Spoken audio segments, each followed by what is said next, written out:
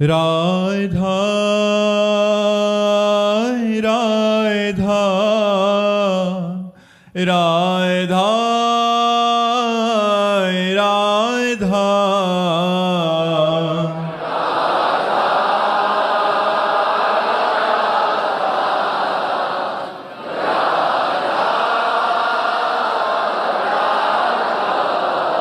हाय राधा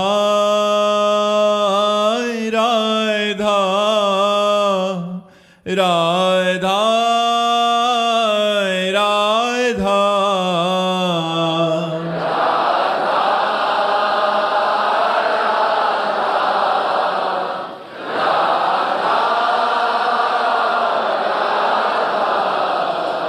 राधा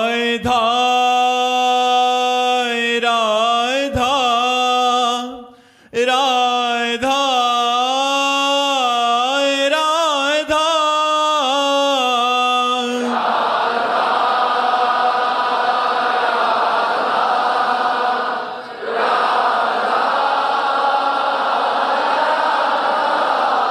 हाय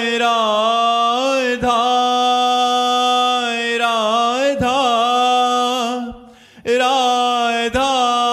राधा राधा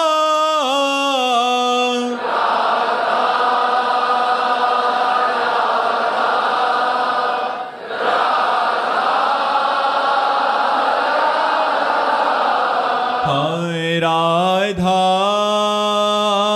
राधा राधा राधा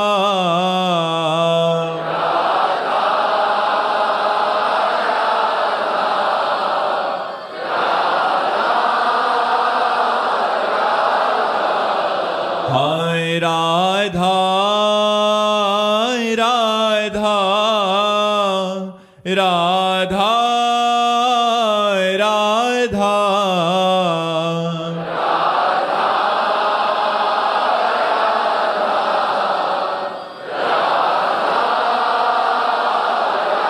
श्री राधा वल्लभ लाल की, समस्त संत हरि भक्तन की, श्री वृंदावन धाम की, सतगुरुदेव भगवान की।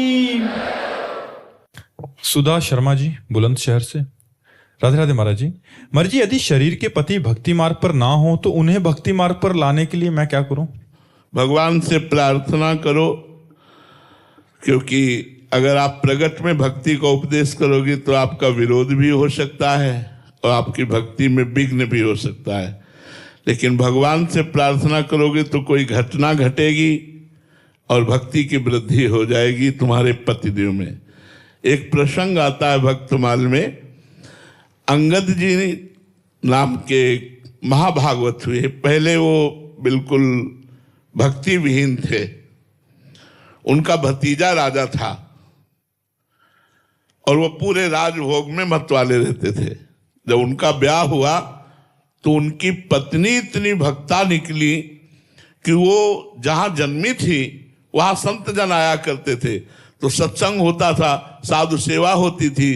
तो उन्होंने बचपन में एक गुरु मंत्र ले लिया था, खूब गुरु भजन करती थी। लेकिन जब ब्याह होके आया तो ये पति एकदम भगवान से विमुख, किसी संत पर कोई श्रद्धा नहीं, कोई ठाकुर जी पर श्रद्धा नहीं, बस वही खाना पीना राजसी राजभोग में मस्त रहना। अब उनको तो बड़ी विचलता हुई, न संत चरणामृत मिले, न संत जूठन मिले, न संत दर्शन मिले, न कोई भक्ति के लक्षण। इतनी सुंदर थी कि अंगद जी आसक्त हो गए पत्नी में। ये खास बात बन गई। एक दिन उनकी पत्नी के मन में आया कि गुरु जी के वहां तो प्राय दर्शन होते थे, यहाँ गुरु जी को बुलाएं और उनका स्वागत करें, और उनको जब भोजन पवाएंगे तो उनका जूठन भी मिलेगा, और हमारे यहाँ आएंगे तो चरण धोएंगे तो चरणामृत भी एकत्रित हो जाएगा, तो रोज चरणामृत पीने को मिलेगा। उन्होंने, अब रानी थी तो सेवकों को भेजा गुरु जी के पास प्रार्थना पत्र की, आप कृपा करके पधारो। मैं तो नहीं आ सकती क्योंकि हमारे पति भक्ति भाव के विरुद्ध हैं, तो आप कृपा करके घर एक बार पधारो तो आपका चरणामृत, आपकी जूठन, आपका दर्शन, आपका वचनामृत मुझे प्राप्त हो। संत बड़े दयार्द होते हैं। वो आ गए, वो चरणामृत उतारी और गुरुजी के चरण दबा रहे थे, पास में बैठे। इतने में वो अंगद जी आ गए। अंगद जी ने देखा बाबा जी और रानी हमारी चरण दबा रहे। क्या क्या ना बोल गए, मतलब बहुत ही बुरा बोल गए। अब संत तो मान अपमान से ऊपर होते हैं। अब वो तो रोने लगी रानी, गुरुदेव भगवान क्षमा कीजिए, ये बहुत ही भक्ति विरोधी भाव वाले हैं, आप क्षमा कीजिए। उनका कोई बात नहीं बेटा, मैं जा रहा हूं यहां से, तुम अपने भजन में लगना। और वो चले गए। अंगद जी को देखकर उनकी पत्नी ने कहा कि तुमने हमारे गुरु का अपमान किया। मैं आपसे तो कुछ नहीं कह सकती क्योंकि आप हमारे पति हो, लेकिन आज से नियम लेती हूं, मैं पानी भी नहीं पीऊंगी, तुमसे संभाषण भी नहीं करूंगी और अपने प्राण त्याग दूंगी। बस जाकर एकांत कमरे में हो गए। अब अंगद जी व्याकुल हो गए क्योंकि वो पत्नी से बहुत प्यार करते थे, वो बहुत सुंदर थी, मनोनुकूल, तो एकदम उन्होंने जाकर बहुत मनाया। जब नहीं मानी तो चरण पकड़ लिए और अंगद जी ने कहा मैं वो सब कुछ करने को तैयार हूं जो तुम कहोगे, लेकिन तुम पानी पियो, भोजन पाओ, तुम जीवित रहो। अगर तुम जीवित नहीं रहोगी तो मैं भी मर जाऊंगा। मैं वो सब करने को तैयार हूं जो तुम आज्ञा करोगी। देखो घटना परिवर्तन कर दी। तो उनका जाओ, हमारे गुरुजी को साष्टांग दंडोत करो और उनको पुनः लिवा के लाओ और उनको भोजन पवाओ और उनकी आप भी जूठन पाओ। ऐसा ही किया। पत्नी के प्रेम से विवश होकर गए गुरुजी को, जे ही जूठन पाई, जीवन बदल गया। संतों के उच्छिष्ट में बड़ा बल होता है, जीवन बदल गया। अब तो वो स्वयं अपनी पत्नी से बढ़कर भक्ति करने लगे। और यहां तक प्रसंग आया कि एक बार उनके जो भतीजे राजा थे, उन्होंने हीरा के लिए, वो बड़ा प्रसंग है, जहर उनके भोजन में मिलवा दिया। तो जब ठाकुर जी को भोग लग के आया और फिर उनको सूचना दी उनकी बहन ने कि इसमें जहर मिला है, तो उन्होंने कहा जब ठाकुर जी ने पा लिया तो अब प्रसाद थोड़ी छोड़ेंगे, चाहे जहर मिलाओ चाहे जो कुछ, पूरा प्रसाद पा। कुछ नहीं हुआ अंगद जी का, पूरा जहर पच गया। ऐसे माँ भागवत हुए कि भक्तमाल में उनका चरित्र लिखा गया है। तो यदि हम अपनी भक्ति को पुष्ट रखें और भगवान से प्रार्थना करें तो कोई घटना घटेगी, हमारे पति भी भक्ति युक्त हो जाएंगे। और यदि हम भक्ति की उनके ऊपर भावना को थोपने की कोशिश करेंगे तो वो विरोध पैदा कर सकते हैं। इसलिए भगवान से प्रार्थना की जाए। नेहा यादव जी गुरुग्राम से। राधा वल्लभ श्री हरिवंश महाराज जी, क्या आत्मबोध केवल नाम जप करने से होता है या ये प्रभु की कृपा पर निर्भर है? प्रभु की कृपा से ही तो नाम जप होता है। जिन्हें राम राम कहना भी सीधे नहीं आया था, उन्होंने इतना बड़ा इतिहास रख दिया। भगवान श्री राम के पावन जन्म कर्म गुण जो अद्भुत दिव्य हैं, उनका गान किया संस्कृत से, जो राम राम नहीं कह पाते थे। नाम में अपार सामर्थ्य है। भगवान की कृपा से ही भगवान का नाम जपा जाता है। और जब भगवान का नाम जपा जाता है तो सुबुद्धि जागृत होती है, जिसे विवेक कहते हैं, जिसे ज्ञान कहते हैं। और उसी ज्ञान से अनुभव होता है कि मैं स्थूल शरीर, सूक्ष्म शरीर, कारण शरीर नहीं हूँ और अपने स्वरूप में आत्मबोध होता है। दूसरी पद्धति है, भगवान का नाम जप करते हैं, भगवान की आराधना करते हैं, भगवान के चरणों से प्रेम करते हैं, तो भगवान स्वयं ज्ञान करा देते हैं। सोई जाने ही जेहि देहु जनाई और जानत तुम्हें ही तुम्हें हो जाई। भगवान उसे स्वयं ज्ञान प्रदान कर देते हैं और जब उसे ज्ञान प्राप्त होता है तो स्वयं भगवत स्वरूप हो जाता है। ब्रह्मविद ब्रह्म ही भवति, जो ब्रह्म को जान जाता है वो ब्रह्म स्वरूप हो जाता है। तो दो पद्धतियां हैं, चाहे संन्यास मार्ग से हो चाहे वैष्णव मार्ग से, दोनों को नाम जपना होता है। सन्यासी प्रणव जप करके, संसार का चिंतन छोड़ करके, शरीरों का राग मिटाकर भगवत स्वरूप अपने आत्मा में स्थित हो जाता है, अपने स्वरूप में स्थित हो जाता है। भक्त भगवान की आराधना करके, भगवान नाम जप कीर्तन गुण लीला कीर्तन आदि के द्वारा संसार के राग को मिटाकर अपने आत्मस्वरूप में स्थित हो जाता है। दोनों को जप तो करना ही पड़ेगा, चाहे वो ज्ञान मार्ग का पथिक हो, चाहे वो भक्ति मार्ग का पथिक हो। कविता जी बरेली से। राधे राधे महाराज जी, आपके चरणों में कोटि कोटि प्रणाम। महाराज जी, सेवक वाणी में लिखा है कि श्री राधा वल्लभ लाल जी का भजन करने वालों का भजन करने से सब प्रकार से भला ही होगा। महाराज जी, राधा वल्लभ लाल जी के भजन करने वालों का भजन कैसे किया जाता है? उनकी आज्ञा का पालन करना। अब जोई कहें करें हम सोई, सेवक वाणी में ही लिखा है। आयुष लिए चले निज दासी, मन क्रम वचन त्रिशुद्ध सकल मत, हम श्री हित हरिवंश उपासी। मन से, वचन से, कर्म से वृंदावन में विराजमान प्रिया प्रीतम जो सहचरियों के मध्य में है, यही हरिवंश का स्वरूप है। इनकी जो आराधना करते हैं, उनकी आराधना करना, उनके भोजन की व्यवस्था करना, वस्त्र की व्यवस्था करना, वास की व्यवस्था करना, उनकी आज्ञा में रहना, उनके द्वारा दिया हुआ नाम मंत्र जपना, उनके द्वारा दी हुई सेवा आठों पहर प्रिया प्रीतम की करना, यही है राधा वल्लभ भजत भज भली भली सब होए। जिते विनायक शुभ अशुभ विघ्न करे नहीं कोई, विघ्न करे नहीं कोई, डरे कलिकाल कष्ट भय, हरे सकल संताप हरसि हरि नाम जपत जय। वो संसार पर विजय प्राप्त कर लेता है जो प्रिया प्रीतम के प्रेमी जनों का आश्रय लेकर उनके द्वारा बताई हुई उपासना पद्धति से उपासना करता है। रामानंद पुरी जी। जी महाराज जी। राधे राधे महाराज जी। महाराज जी, किशोरी जी का दर्शन कब होता है? जब जिया न जाए उनके बिना, जब उनके बिना जिया न जाए। इतना हम भजन करें कि भजन करते करते व्याकुलता पैदा हो जाए और इतना रोना आने लगे कि रोने का तार ही न टूटे। रुदु सुश्रम राजन कृष्ण दर्शन लालसा, जब रात दिन रोना ही रोना, और हा प्यारी जू, हा प्यारी जू, हा प्यारी जू निकले। प्रिया जो बाप के बिना रहा नहीं जाता। एक लालसा, सब कामनाएं नष्ट हो गई, शरीर भाव भी छूट गया, एकमात्र वो रुदन चालू है केवल प्रियाजू के दर्शन के लिए। तो बस फिर प्रिया दर्शन तभी प्राप्त होता है। जैसे हमारे यहाँ भोरी सखी हुई है, तो प्रियाजू के जब दर्शन की लालसा जागृत हुई तो बंदरों को जो चने डाले जाते हैं और वो बंदर नहीं खाते हैं, उन चनों को उठा लेते, वो ठुड्डियाँ कहते हैं, उनको उठा लेते, एक दो मुट्ठी वो चबाकर यमुना जी के किनारे हा प्रियाजू रोते।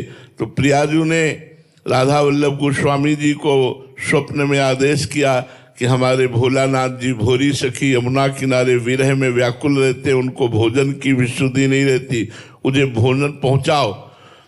वो ले गए और उन्होंने कहा, प्रियाजू ने कहा है कि आप पाएं। तो उनको और रुदन आया कि आप जानते ही कि मैं आपके लिए रो रहा हूं, फिर प्रसाद देकर आप हमें फुसलाना चाहती। थोड़ा प्रसाद लिया और यमुना जी को प्रदान कर दिया, फिर रोने लगे, हा प्रियाजू, हा प्रियाजू। इतना रोते कि ब्रजवासी जन कहते कि प्रियाजू मिल जाए इन बाबा जी को। तो वो जो रुदन है, वो जो व्याकुलता है, वो जो लालसा है, वो ऐसी बढ़ जाए कि नहीं खान पान ते भावे है, नहीं कोमल वसन सुहावे है, सब विषय लगे ते खारा है, हरि आशिक का मग न्यारा है। रात दिन की शुद्ध न रहे, प्रत्येक क्षण प्रियाजू का स्मरण रहे, दर्शन की लालसा के आगे कोई सुख न लगे, बस फिर दर्शन का संयोग बन जाएगा। प्रियाजू कृपा करेंगी और आपके नेत्र गोचर हो जाएंगी।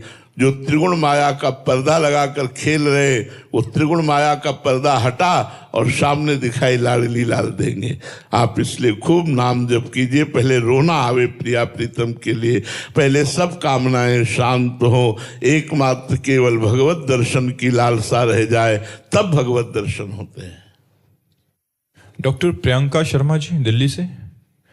राधे राधे महाराज जी। महाराज जी, क्या जिस भगवान का हम नियमित रूप से स्मरण और पूजा करते हैं, उनके गुण धीरे धीरे हमारे भीतर भी प्रकट होने लगते हैं, अंश मात्र में होने लगते हैं। हम जिनकी उपासना करते हैं वैसा ही हमारे ऊपर रंग चढ़ता है।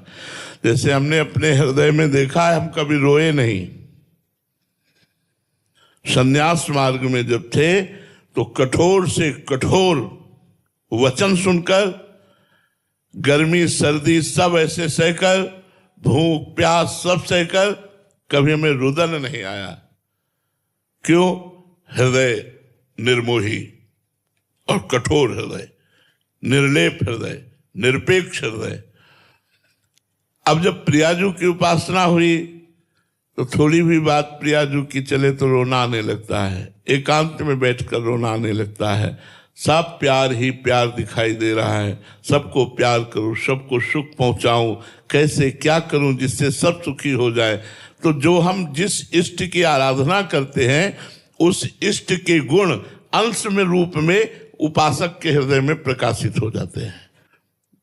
रमनदीप कौर जी, राधे राधे महाराज जी। महाराज जी, हमारी दिनचर्या में हमारी रुचि एकांत में ज्यादा है, तो महाराज जी क्या हमें श्री गुरु ग्रंथ साहिब जी के सन्मुख और संगत के साथ बैठकर भजन में लगना चाहिए ज्यादा समय, या एकांत में रहना चाहिए? दोनों समय, दोनों बातें उचित है। कुछ समय गुरु ग्रंथ साहब के चरणों में बैठ करके उनका श्रवण करना और सब संगति को प्रणाम करना, सब संगति की चरण रज लेना, इससे आपके अंदर अहंकार नहीं आएगा। और एकांत में बैठकर वाहेगुरु का सुमिरन करना, दोनों अत्यंत आवश्यक है। समाज भी अत्यंत आवश्यक है और एकांत भी अत्यंत आवश्यक है। अगर समाज का आप त्याग कर देंगी, गुरुवाणी आदि जो समाज बैठ करके गान होती है, तो अहंकार बढ़ जाएगा और वो आपके भजन में बाधा पहुंचा देगा। अहंकार का नाश तभी होगा जब समाज में आए हुए लोगों की जूतियां साफ करें, वहां पड़ी हुई रज को अपने माथे पे लगाएं और बड़े दीन होकर के गुरुवाणी के सामने हाथ जोड़कर बैठकर गुरु ग्रंथ साहब को सुने और फिर सबको प्रणाम करके एकांत सेवन करें, तो आपका भजन बढ़िया बनेगा। नहीं तो अहंकार बढ़ने की संभावना है। एकांतिक साधना में अहंकार बढ़ने की संभावना होती है, इसीलिए साधु समागम रखा गया है कि साधु समागम के द्वारा अहंकार का नाश हो जाता है। और सबसे अपने को छोटा समझे। तृणादपि सुनीचेन तरोर्यु सहिष्णुना अमानिना मान देन कीर्तनीया सदाहरी। जो अपने को तृण से भी नीच समझता है, वृक्ष के समान सहनशील होता है, दूसरों को सम्मान देता है, स्वयं सम्मान स्वीकार नहीं करता, ऐसा भगवान का कीर्तन करने वाला भगवत प्रेमी महात्मा होता है। नंदिनी जी जैसलमेर से, राधे राधे महाराज जी। गुरुदेव भगवान, एक शिष्य अपने गुरुदेव को कैसे प्रसन्न कर सकता है ताकि गुरुदेव की विशेष कृपा उस शिष्य? उनकी आज्ञा का पालन, बस एकमात्र उनकी आज्ञा का पालन। बस गुरु आज्ञा समन सुसाहिब सेवा, गुरु आज्ञा पर रहे, उनके द्वारा बताए हुए नाम और मंत्र को उन्हीं का स्वरूप समझकर खूब जपे और उनकी आज्ञा से जो ठाकुर सेवा, जो वाणी पाठ जैसी दिनचर्या, उस दिनचर्या में रहे तो गुरु कृपा वर्ण कर लेगी। आपको बताने की जरूरत नहीं है, आप खुद अनुभव करेंगे कि गुरु कृपा आपके ऊपर बरस रही है। बस आज्ञा का पालन, आज्ञा सब न सुसाहिब सेवा। आज्ञा का यदि पालन नहीं है तो फिर ठीक नहीं है, आज्ञा का पालन करें। सुरभि जी, राधे राधे महाराज जी। महाराज जी, मैं पिछले 13 वर्षों से डिप्रेशन की दवा ले रही हूँ और मुझे ये पता चल गया है कि ये जीवन केवल भगवत प्राप्ति के लिए है। मैं नाम जप आपकी कृपा से करना शुरू किया है महाराज जी। मैं निकलना चाहती हूँ इससे बाहर महाराज जी, और जल्दी निकल पाऊँ। हाँ, नाम जप कीजिए, पाप नष्ट होंगे, डिप्रेशन खत्म हो जाएगा। पाप का फल होता है निगेटिव चिंतन, निगेटिव चिंतन का परिणाम होता है ओवर थिंकिंग करते हुए डिप्रेशन में पहुंच जाना। पाप का फल होता है निगेटिव, पक्का समझ लीजिए। आज पाप बढ़ रहा है इसलिए ज्यादातर लोग डिप्रेशन में जा रहे हैं। धर्म से चलो तो पॉजिटिव चिंतन होगा, विपत्ति में भी पॉजिटिव चिंतन करके आप मुस्कुरा के निकल सकते हैं। यदि धर्म से, अध्यात्म से चलोगे और धर्म रहित, अध्यात्म रहित रहोगे तो सब सुख होने पर भी निगेटिव चिंतन ओवर थिंकिंग में पहुंचाकर आपको पहुंचा देगा, डिप्रेशन में पहुंचा देगा। हम कह रहे हैं नाम जप करो, भगवान की लीला कथा सुनो और थोड़े दिन चलो ऐसे, पर दवा का सहारा लेते रहो और जहां पाप नष्ट हुए तो आप देखोगे आपको जरूरत नहीं पड़ेगी। समय से नींद आ जाएगी, समय से भूख लगेगा, हमारा चिंतन अच्छा रहेगा। चिंतन ही सारा सुख है। अगर चिंतन गलत है तो वो हमें दुख देगा, चिंतन सही है तो हमें सुख देगा। चिंतन सुधारो और कोई डिप्रेशन नहीं होता। चिंतन निगेटिव बढ़ जाना ही डिप्रेशन है, वो निगेटिव इसलिए क्योंकि भगवत चिंतन नहीं हो रहा है, भगवान का नाम जप नहीं हो रहा, भगवत आराधना नहीं हो रही। नहीं तो बड़े से बड़े दुख को पॉजिटिव चिंतन से निपटाया जा सकता है। अगर पॉजिटिव चिंतन हो तो बड़े से बड़े दुख में हंस के निकला जा सकता है। निगेटिव चिंतन है तो उसी में फंस जाओ, सारे सुख सुविधाएं, लेकिन नकारात्मक सोच भय पैदा कर दे, कहीं ऐसा ना हो जाए, कहीं ऐसा ना हो जाए, कहीं ऐसा हो गया तो अब वो सोच सोच कर परेशान होकर डिप्रेशन में पहुंच जाता है। इसलिए खूब नाम जप करो, भगवान की लीला कथा सुनो, नाम कीर्तन करो। सार्थक जी अनूप शहर से। राधे राधे महाराज जी। महाराज जी, साधक उस परिस्थिति में खुद को कैसे संभाले जब उसे ना तो भगवत प्राप्ति का अभी यथार्थ अनुभव हुआ है और भोगों का आकर्षण भी बढ़ रहा है, तो खुद को संत समागम, संत संग करे। अगर संत संग करेगा तो बच जाएगा, नहीं तो भोगाकर्षण परमार्थ में नहीं बढ़ने देगा, उसे गिरा देगा। अगर संत संग करेगा तो रोज नया उत्साह मिलेगा उसको। नाम जप और सत्संग। मन तो चंचल सबनते, याको कौन उपाय, बोले साधन को हरि भजन है, कै सत्संग सहाय। मन बड़ा चंचल है, भोगों की तरफ जा रहा है, क्या उपाय है इसे हम परमार्थ में लगावें? तो बोले प्रधान उपाय है हरि भजन, नाम जप करो। द्वितीय सहायक उपाय है सत्संग। अगर संतों का संग होता गया तो एक नया उत्साह भजन में बढ़ेगा, भोगों के त्याग के लिए प्रेरणा मिलेगी, भोगों के त्यागने का उत्साह मिलेगा, भजन करने की प्रवृत्ति बढ़ेगी, तहाँ आप परमार्थ पे आरूढ़ हो जाएंगे। सत्संग जरूरी है।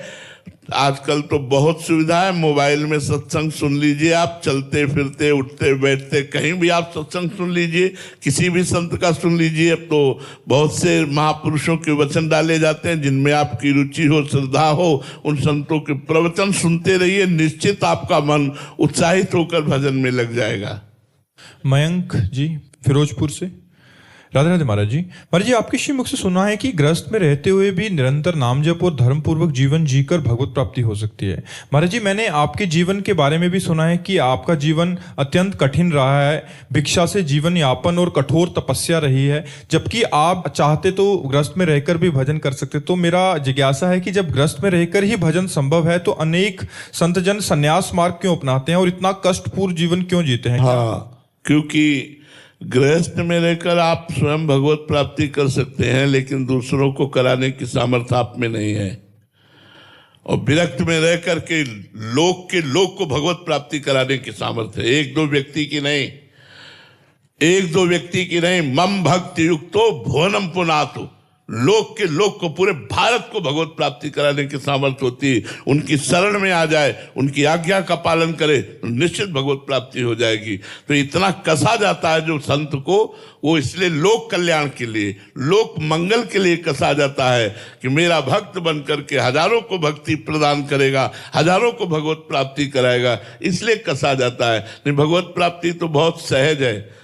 जो ये भगवत प्राप्ति बहुत कठिन है ऐसा रख दिया गया है, ऐसा नहीं है। भगवत प्राप्ति बहुत सहज है।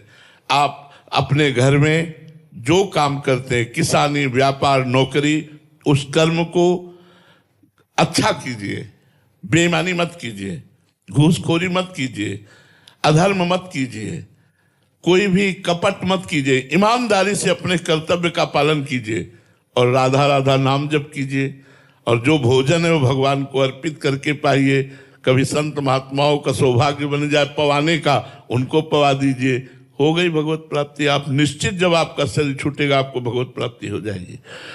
लेकिन संत जन इतना कठोर तप करके भगवान का भजन करके ऐसे बन जाते हैं कि दर्शन मात्र से पवित्र कर देते हैं।